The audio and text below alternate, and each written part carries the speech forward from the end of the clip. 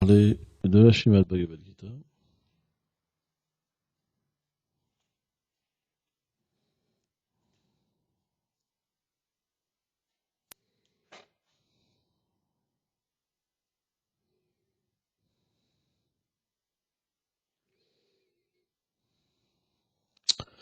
Ok. Chapitre 6, verset 15. Yudjan evam sadatmanam yogin hayata manasam cham tindilvanam paramam matsam stam hadigachati. Gardant ainsi constamment le mental absorbé en moi, à travers le processus du yoga, un yogi dont le mental est contrôlé obtient la paix sous la forme de l'émancipation de l'existence matérielle, en devenant établi dans la radiance impersonnelle qui émane de ma personne. Nirvishesha-Brahman. Commentaire.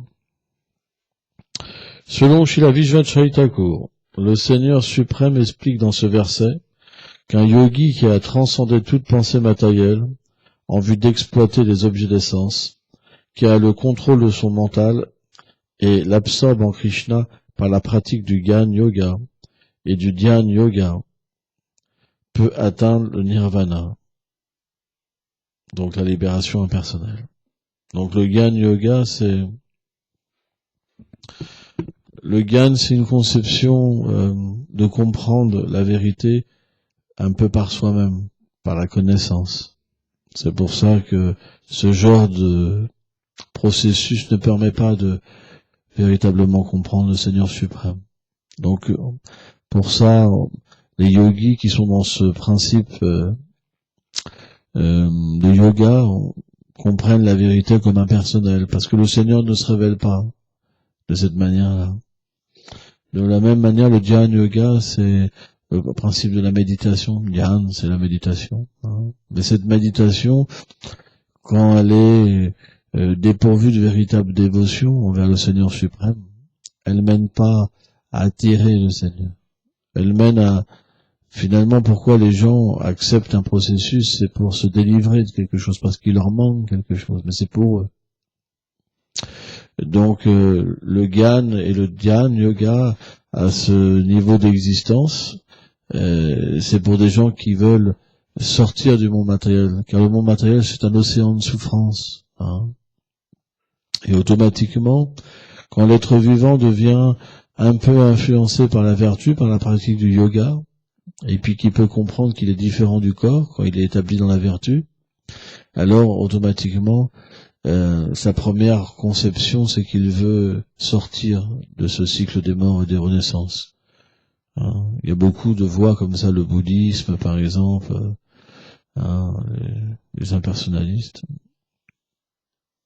C'est la première inspiration qui est naturelle, parce que on voit que ce monde est un océan de souffrance, on voit que le corps est un océan de souffrance, parce que toujours il est sollicité par la concupiscence.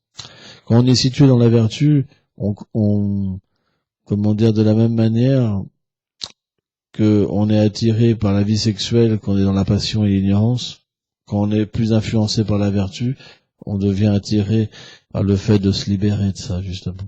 Parce qu'on comprend que c'est de la souffrance, en fait.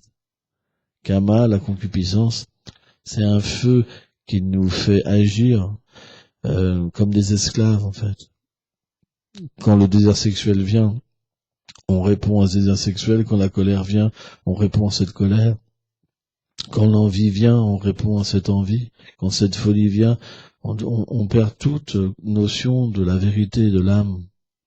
Or, naturellement, le principe de la vertu, c'est de comprendre que on doit sortir de cet empêtrement matériel. Parce qu'on peut pas trouver la paix ni le bonheur. C'est pour ça que les gens pratiquent le yoga. Pour comprendre plus en profondeur ce que représente, ce qu'est la radiance qui émane du corps transcendantal de Krishna, nous citerons un verset de la Brahma Samhita. Ijvala Parama Krishna Satchidanda Vigraha Nadiyade Grovinam Savakalamkara. Krishna est le Seigneur suprême. Il n'a pas d'origine, car il est l'origine de toute chose. Son corps est fait d'éternité, de connaissance et de félicité. Il est la cause de toutes les causes. Bon, après, c'est une longue teneur et portée qui explique le principe du Brahman, le principe du Paramatma et le principe de Bhagavan, après. Donc, on va s'arrêter là. Parce que ça nous amènerait dans quelque chose de trop philosophique. Et je préfère rester sur des choses simples. Om Agnat Mirandasa Gnam Jalam Shalakaya Shakshunam Meditam Jinatasme Shigula Venam Namam Vishnu Padaya Golanga Plestaya Lupini Shibakti Bibudaya Bebe Tenamine Namam Vishnu Padaya Krishna Pura Pestaya Budale Shimad Bhakti Pramodaya Purigosaminami Namam Vishnu Padaya Krishna Plestaya Budale Shrimate Bhakti Vedanta Swami Dinamine Namam Vishnu Padaya Krishna Plestaya Bhutale Shrimate Bhakti Rashaka Shrata Goswami Namine Namam Vishnu Padaya Krishna Plestaya Bhutale Shrimate Bhakti Siddhanta Saraswati Namine Jai Shiblam Madhva Gaudiya Saraswat Sampadaya. On devrait remercier tellement de Vaishnav tous les jours. On devrait tous les jours, quand on se lève, quand on commence à pratiquer, comprendre que on ne pourra pas chanter le Saint-Nom et adorer convenablement le Seigneur si on n'a pas cette notion de gratitude, de reconnaissance, de comprendre qu'on a obtenu quelque chose. Mais pour ça, il faut un petit avancement spirituel. Quand on reçoit quelque chose, on a une gratitude. Tant qu'on souffre et qu'on se débat pour purifier son corps, le matin quand on se lève, on a le cœur sec, on souffre, qu'est-ce qu'on va remercier? Vous comprenez? Si même ces gens, ces dévots, là, encore matérialistes, même s'ils abandonnent la voie, ils auront aucun remords, parce qu'ils se diront, mince, j'ai même perdu 2 ans de ma vie, 5 ans de ma vie, 8 ans de ma vie, 10 ans de ma vie, 15 ans de ma vie. Je me suis trompé. J'aurais dû me gratifier l'essence. Et en fait, ils font marche arrière. Et ils essaient de rattraper le temps perdu. Donc, la reconnaissance, ça vient naturellement d'une bonne attitude. On revient, ça sert à rien d'aller plus loin. Tant qu'il n'y aura pas une bonne attitude dans notre vie, il n'y aura pas de reconnaissance. Si vous adressez aux êtres vivants comme des chiens, je vois les dévots aller sur l'autel, faire semblant d'adorer Krishna et après parler à leurs frères comme des chiens, Krishna n'acceptera pas votre adoration. Vous ferez aucun avancement spirituel. Shri Kapila-Dev, le Seigneur suprême, dans le 3e chant, il a enseigné à sa mère Devahuti que, à moins de le respecter dans le cœur de tous les êtres vivants, le Seigneur n'accepte pas l'adoration sur l'autel. La preuve, c'est quand vous allez sur l'autel, vous avez rien qui est révélé. Hop. Vous avez beau y aller, rien qui se passe. Pourquoi? Parce que après, vous critiquez les êtres. Vous êtes envieux des êtres, vous êtes en colère contre les êtres. Vous vivez pour vous, pas pour Krishna. Quand vous allez sur l'autel, c'est pour vous. C'est pas pour Krishna. Vous dites, oh, le Seigneur a besoin de rien. Mais en fait, on peut pas atteindre le Seigneur de cette manière-là. Le principe de Krishna, c'est quand chez la Bhaktivinoda Thakur, il explique une chose vraiment intéressante dans le Chaitanya Charitamrita. Il dit quand la conception de Dieu s'arrête, la conception de Krishna apparaît. Une fois que vous oubliez qu'il est le Ham Salvasa Prabhava, que tout émane de lui, que tout repose sur lui, comme les perles sur un film, et vous êtes attiré par l'amour, alors Krishna apparaît. Avant, c'est pas Krishna. C'est Narayan. Lakshmi Narayan. Vedi Bhakti. Service de dévotion réglé. Mais si vous voulez au moins voir la grandeur de Dieu, il faut au moins bien se comporter envers les êtres vivants. Au moins ça. C'est pour ça que ayez une intention, pas que sur l'amorti, mais sur le fait que le Seigneur habite dans votre cœur et dans le cœur des êtres vivants. Et vous devez le servir. Parce qu'il est là. Il attend un service de vous. Vous n'êtes pas là pour être tout seul, pour essayer de trouver le bonheur. Ça marchera pas. Parce que vous pouvez pas être satisfait avec ce petit bonheur matériel. Vous avez déjà essayé pendant des milliards d'années. Paunam Jamute. Et aujourd'hui encore, vous recommencez à vouloir aller vers le Seigneur. Mais vous êtes encore persuadé que vous allez trouver quelque chose dans ce monde. Vous êtes attaché à un plaisir.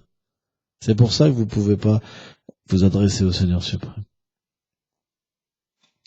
En fait, quand vous serez détaché de tout plaisir de ce monde et vous comprenez que la seule substance, c'est l'amour de Dieu, à ce moment-là, vous serez sérieux.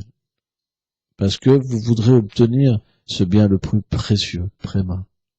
Et naturellement, parce qu'il y a un désir sincère de développer l'amour, alors Krishna vous donnera l'intelligence,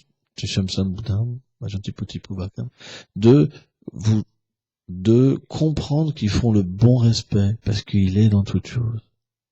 Et vous pourrez le servir à travers les êtres vivants. Vous pourrez développer l'amour de Dieu, même parce qu'il est dans le cœur de chaque chose. Vous pourrez avoir l'aide du Seigneur de pouvoir le voir, de pouvoir parler de lui, de pouvoir chanter son nom, de pouvoir le servir, de pouvoir faire toutes choses sans être détaché de lui, en étant avec lui. Mais tout ça, à la base, c'est quand même un désir. Si dans votre cœur vous avez un autre désir, faut pas, ça viendra jamais. Donc qu'est-ce qu'on fait là? Qu'est-ce qu'on fait là? À se lever le matin, à chanter, à adorer Krishna et à penser à autre chose. C'est balèze quand même. Vous avez jamais pensé à ça? Vous avez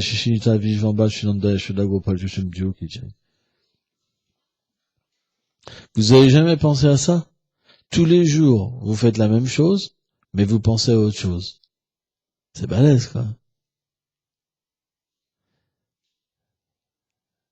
Vous avez chanté le chant, mais combien de noms a été écouté? Avec quel désir? Vous faites tous les jours la même chose, mais votre mental est sur un autre plan. Pourquoi? Parce que pour les êtres insensibles au monde supérieur, la matière est la chose la plus tangible. C'est juste ça. Là, je lisais un article de Srila Bhakti Shaka Shiladev Goswami Maharaj. Il disait pourquoi Srila Bhaktisiddhanta a donné le Gayatri Mantra. C'est pour qu'on puisse avoir accès à un autre plan. Quand on chante le Gayatri Mantra, alors on dépasse tous les plans matériels et on arrive au plan de l'âme où on peut voir le summum bonhomme qui est Radharani, le service à Shrimati Radharani. Voilà pourquoi on chante le Gayatri. Mais si on chante nos mantras en pensant à autre chose, on ne chante pas le Gayatri. Si on chante le Mahamantra en pensant à autre chose, on ne chante pas le Mahamantra. Donc, comme on chante pas et qu'on perçoit pas le plan supérieur, alors, qu'est-ce qui nous reste? Le plan inférieur. Et le plan inférieur, c'est quoi? Je veux du respect. J'offre pas mon respect, parce que je vois pas le plan supérieur. Je veux du respect. Et c'est pour ça que vous vous entendez pas les uns les autres. C'est pour ça que vous vous aimez pas les uns les autres. Vous pouvez même pas vous être un. Parce que vous voyez pas le plan supérieur, vous vivez pour vous. Donc quand quelqu'un est pas comme vous voulez, vous avez du mal avec lui. J'entends ça, moi, les dévots, ils ont plus de facilité avec celui-là, moins avec celui-là, ceci, cela. Mais en fait, pourquoi? Parce que vous vivez pour votre désir. Et en fait, cette punition, d'avoir cette dualité, vous la retrouvez même dans votre vie, avec les gens les plus proches de vous. Parce que de la même manière que vous parlez pas aux autres, de la même manière, les gens qui vivent avec vous, alors vous retrouvez dans une situation où ça devient la même chose. Ce qu'on sème, on le reçoit. C'est pourquoi la seule manière de pouvoir disperser tous les troubles de ce monde et passer au-delà de toutes les souffrances, c'est de servir Krishna dans toutes les situations et rien prendre pour nous. Il n'y a rien qui existe pour nous.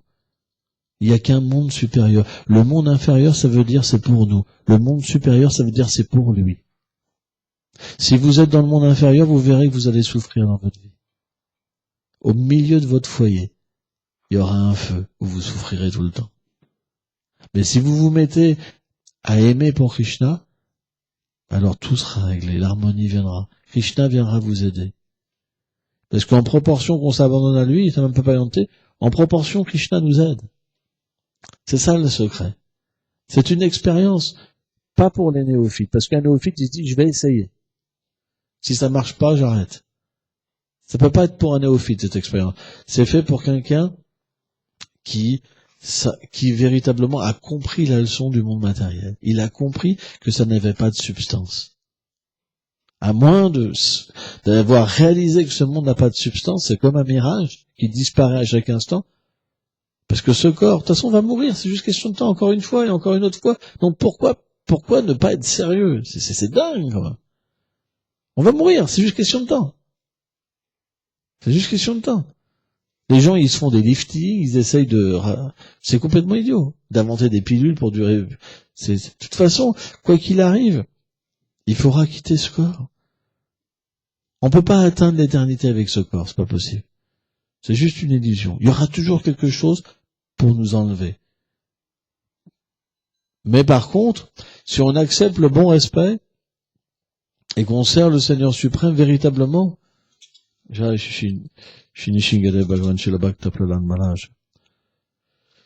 véritablement avec ce désir de lui appartenir et de le retrouver et d'exister pour lui, hein, et de comprendre qu'il peut exister pour nous, que c'est vraiment quelque chose de merveilleux, alors notre vie va commencer à prendre une substance. Ça veut dire que dès qu'on est sincère, sincérité, ça veut dire peu importe ce qui m'arrive, je continue. Moi, je vois des dévots qui sont venus me voir de temps en temps, ils me disent, moi j'en ai marre, il y a rien qui se passe, j'arrête. Ça, vous ne pourrez pas obtenir Krishna comme ça. Krishna, vous l'obtiendrez le jour où, même si vous donnez rien, vous souffrez mais vous dites, quoi qu'il arrive, je continue. De toute façon, c'est ma vie. À ce moment-là, Krishna est intéressé par cette bhakti-là. Vous aurez des tests. Les tests sont nécessaires. C'est pas Krishna qui donne des tests, sauf à un haut niveau. Sauf à un haut niveau. Mais finalement, c'est nous qui agissons mal, et dû à ce mauvais agissement et notre mauvaise association, parce que on contamine les uns et les autres avec nos critiques, nos machins, nos trucs et tout, et c'est tout un truc. Et puis à un moment ou à un autre, tout s'effondre dans notre foyer, ceci, cela. Mais on n'a pas compris qu'on avait cultivé tout ça déjà. Parce que si on repense, en fait, ce qui nous arrive finalement, c'est ce qu'on a cultivé. On avait critiqué une personne, on l'avait isolé, et puis finalement on se retrouve isolé chez nous-mêmes. C'est simplement le résultat de nos actes, comprends. Parce que ce qu'on cultive, c'est ce qu'on a. Et comment vous voulez quelqu'un qui soit heureux avec quelqu'un qui envie les autres? Tu comprends ça? Comment tu veux que quelqu'un soit heureux avec une personne qui envie les êtres? C'est pas possible. Par contre, si vous enviez pas les êtres, et vous êtes miséricordieux, la personne est obligée d'être heureuse. C'est pour ça qu'on se fait du mal tout seul. Et on doit beaucoup souffrir par nos propres agissements. Parce qu'à un moment, ça marchera pas. Les gens, ils cherchent le bonheur. Donc si vous enviez les êtres, vous mettrez le feu.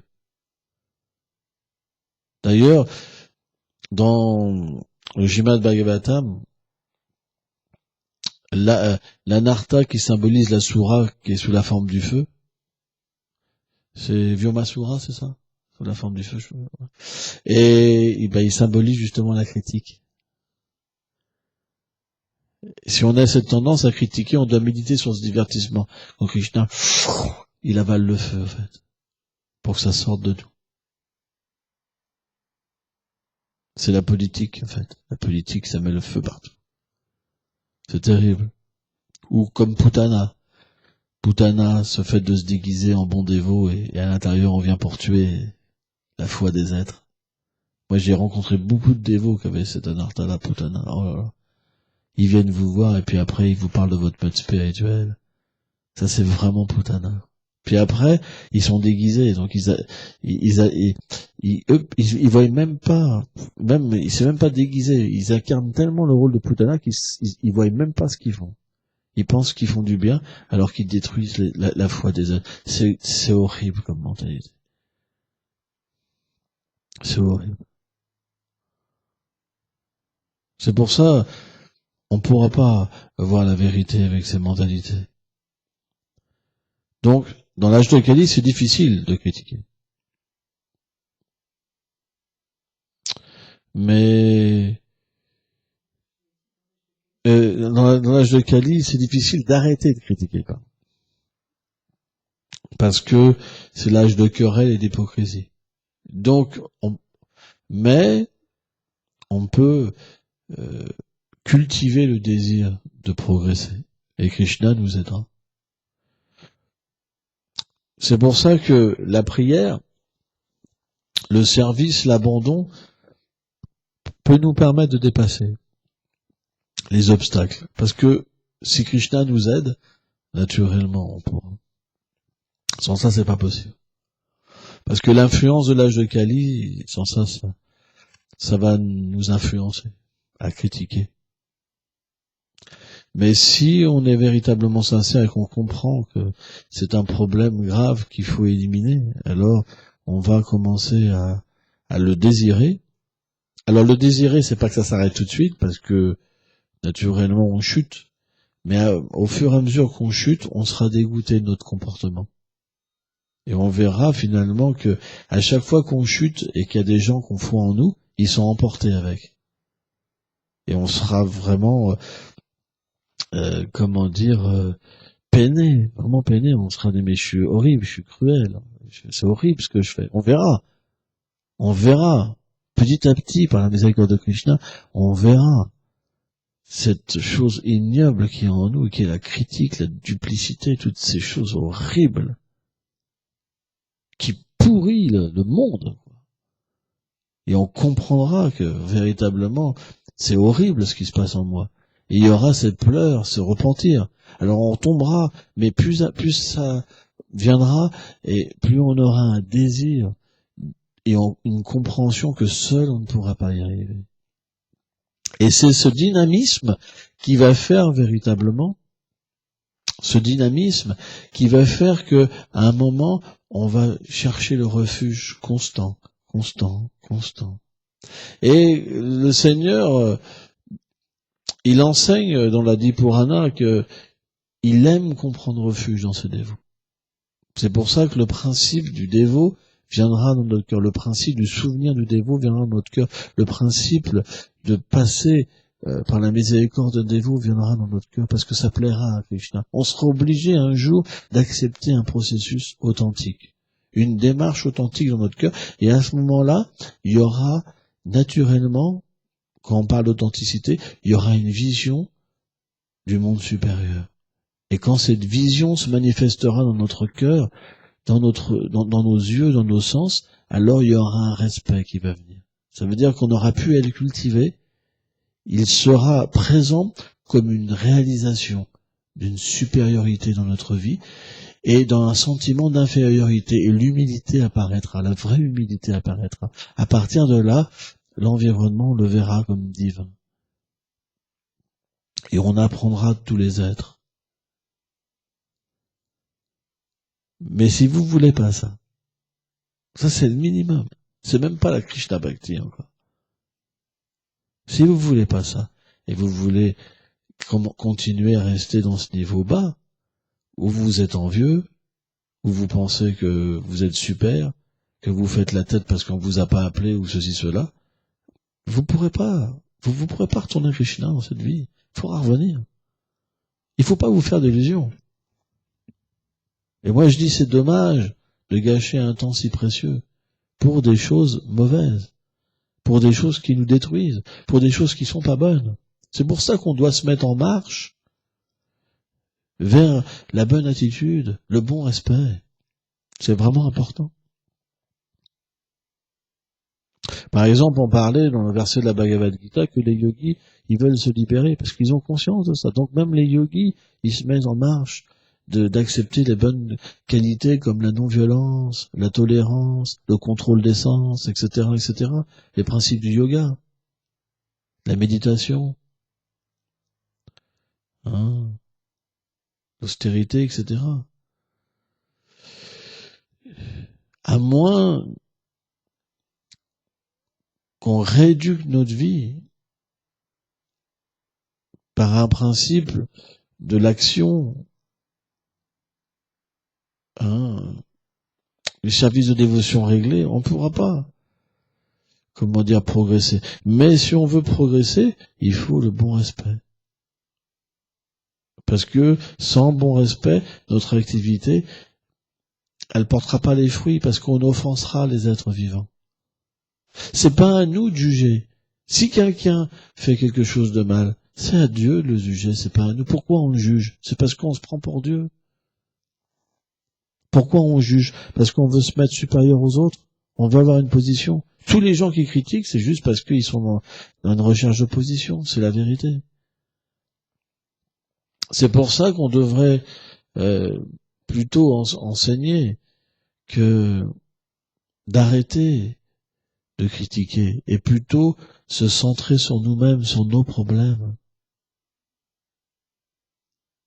Quand Govindam Maharaj, il parlait d'une passoire à 1000 trous. Une passoire à 1000 trous, elle critiquait un pot qui avait un trou. Mais elle voyait pas qu'elle avait 1000 trous. Jésus a dit, par exemple, tu vois la paille, mais tu vois pas ta poutre. C'est la même chose, en fait. Ceux qui critiquent, c'est parce que ils n'ont pas d'humilité. Ils voient pas leurs défauts. Quand on voit nos défauts, c'est difficile de critiquer. Parce que finalement, quand on voit des qualités, et quand les gens nous critiquent, on dit c'est vrai, il a pas tort. C'est pas faux, quoi. Donc on n'a pas envie de se battre.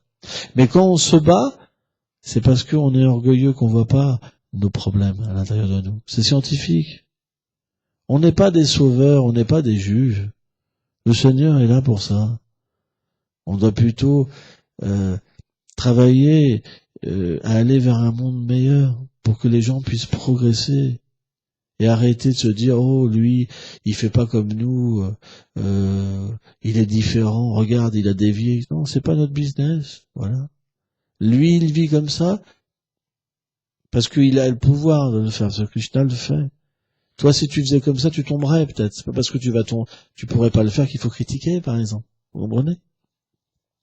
Et c'est parce que certains dévots dans le passé ont fait des choses que cette personne-là l'est pareil aussi. Faut pas que ça te rappelle des chocs psychologiques du passé aussi. On voit moi je rencontre plein de dévots, ça fait 30 ans, 40 ans qu'ils sont dévots, ils ont plein de chocs psychologiques. Ils sont traumatisés. Ils peuvent pas évoluer parce qu'ils voient tout mal. Tout est mal, tout est mal. Ils ont tellement vu de déviation que tout est mal, tout est dévié. Alors ils restent bloqués sur une personne. Le reste, ça peut pas être... C'est pas comme ça. On doit être dans un processus positif, de comprendre que les erreurs, ils sont là, mais que tout n'est pas une erreur. C'est pour ça que le principe du service de dévotion, un principe qui est important, c'est de ne pas être seul dans la vie spirituelle. On doit avoir un gourou. Quand le gourou disparaît, on doit reprendre un gourou, un shiksha gourou. Mais pas d'une manière, oh, c'est mon shiksha gourou. Non, on reçoit des instructions, s'abandonner de nouveau. C'est Shri Guru qui revient sous cette forme-là pour prendre la suite d'un disciple. Et là, il faut confirmer ce qu'on fait avec le maître spirituel. Si le maître spirituel confirme, on est protégé. C'est authentique. Et ceux qui critiquent, ils commettent une Vaishnava parade envers un acharya, parce que c'est lui qui a donné son assort. Vous comprenez? On doit véritablement être authentique. De cette manière-là, peu importe ce qu'on fait, si ça a été tamponné par la filiation spirituelle, c'est authentique. Moi, par exemple, tout ce que je le fais tamponner. Le motoclub, tout. Les livres, tout. J'ai rien à me reprocher.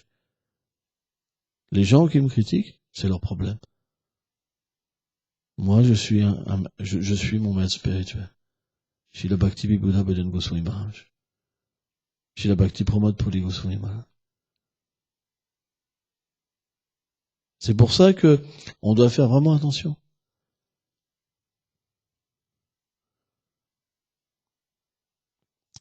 C'est pas parce qu'on peut pas comprendre que les gens font des choses,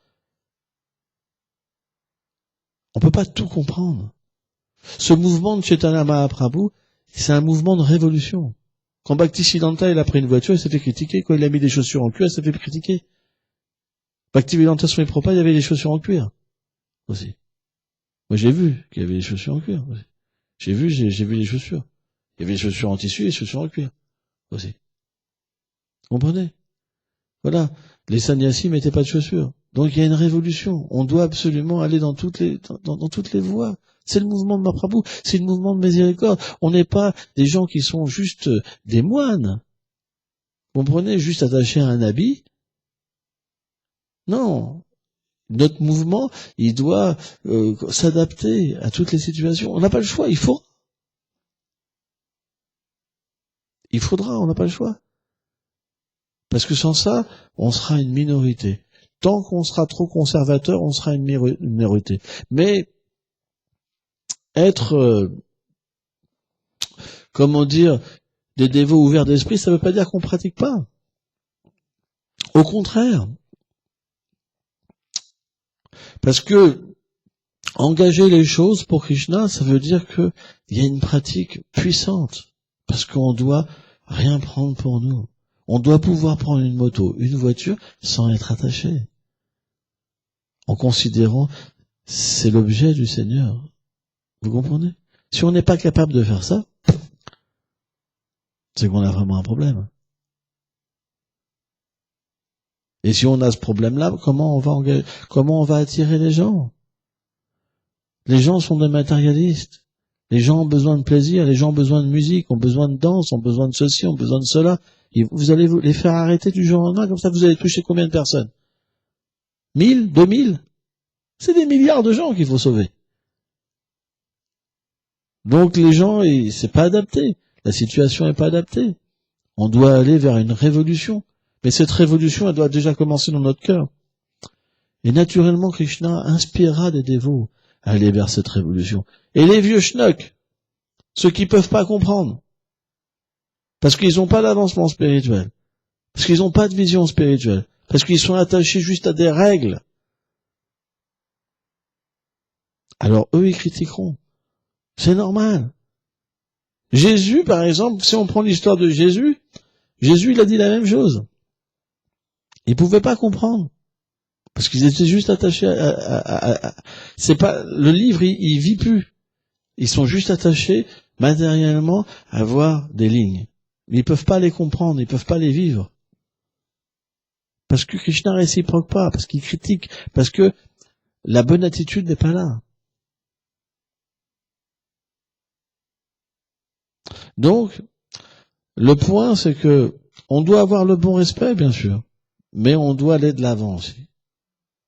Parce qu'on ne peut pas arrêter cette évolution parce qu'il y en a 6 ou 10 ou 20 ou 100 qui sont pas contents. Ça doit évoluer parce qu'il y en a plein qui seront attirés. C'est juste le début qui est difficile. Et après, c'est parti. Donc on doit absolument. On voit par exemple, à chaque fois qu'il y a eu des choses nouvelles, à chaque fois il y a eu une opposition énorme. Mais pourtant, quand les choses sont authentiques, elles peuvent pas s'arrêter. Vous avez beau critiquer, vous avez beau essayer d'arrêter, ça peut pas. C'est pas possible. Parce que ça vient de là-haut. Vous pourrez pas. Parce que c'est Krishna qui inspire ce dévot. C'est Krishna qui a besoin d'aider les gens. C'est Krishna qui a besoin d'être partout. Krishna a besoin d'être partout. Parce que partout, c'est ses enfants. Il y a des enfants partout. En fait, quand on peut pas comprendre cette miséricorde, c'est parce qu'on veut pas que les gens soient aidés. On a envie que ça passe par nous. On a envie de contrôler. Vous comprenez? C'est juste un truc de pouvoir. Mais finalement, quand on est miséricordieux, on est heureux que le Seigneur prenne cette forme et qu'il aille délivrer les gens, donner du prachat, chanter les saints noms, donner la connaissance à travers ce dévot. C'est tellement beau. On devrait pouvoir voir les Vaishnavas et apprécier tous les groupes de Vaishnavas, toutes les institutions. On ne devrait pas devenir un vieux schnock. Juste basé sur un truc du passé. figé comme ça, vieux schnock. Boum. Ça peut pas être comme ça. Là, c'est une déviation. Là, c'est une déviation. Ah là, t'as vu ça? Là, là. Vous pensez que les gens vont apprécier une religion comme ça? Vous pensez que c'est ça que les gens attendent? C'est pas possible. Ils vont s'en donner au courant. Pourquoi vous pensez que les gens viennent pas? Il n'y a pas d'amour. Il n'y a pas d'amour. Il n'y a que de la critique. Ils parlent tous d'amour. Golari bol. Tout ce qu'ils savent faire, c'est voir les fautes chez les autres. Au lieu de développer l'amour, un corps spirituel, ils développent un corps de vieux schnock. Ils sont vieux dans leur esprit. Ils rajeunissent pas, ils sont vieux. Ils s'enterrent dans quelque chose qui les pourrit et qui les font souffrir. Et ils le savent en plus qu'ils souffrent. Ils souffrent terriblement parce qu'ils ont de plus en plus de haine. Ils passent de plus en plus dans la critique et dans la haine. Ils chantent plus, ils font que critiquer. Même quand ils chantent, ils ont la haine. Tout ça au nom d'une personne. Au nom de Dieu ou de son représentant, ils ont développé la haine. Voilà ce qui reste à la fin. La haine, pas l'amour. Est-ce que c'est ça qu'on veut? Un mouvement de haine? Avec que des vieux schnocks? Comme ça? Comprenez? Que des vieux schnocks avec des médailles. Moi, ça fait 30 ans que je suis là, 40 ans, 50 ans, avec une béquille, tout ça. Non. On veut des gens qui ont de l'amour. On veut des aînés qui nous montrent le chemin de l'amour, qui nous montrent pas un chemin de critique, pas un chemin de politique. C'est pour ça qu'on doit se mettre en marche vers l'amour. On n'a pas le choix, parce qu'on souffrira. Tous ceux qui critiquent, ils souffrent. Tous ceux qui sont miséricordieux, ils reçoivent la miséricorde. Et quand on purifie son cœur, on peut voir Dieu. C'est ce qu'a dit Jésus. Jésus était un Vaishnav. Jésus a dit, aimez-vous les uns et les autres, par exemple. Donc on doit véritablement prendre les enseignements des Vaishnavas et les mettre en pratique. Mais pour Krishna, parce que la bhakti, qui n'est pas mixée, on prend rien pour nous, mais on fait pour lui. Merci beaucoup.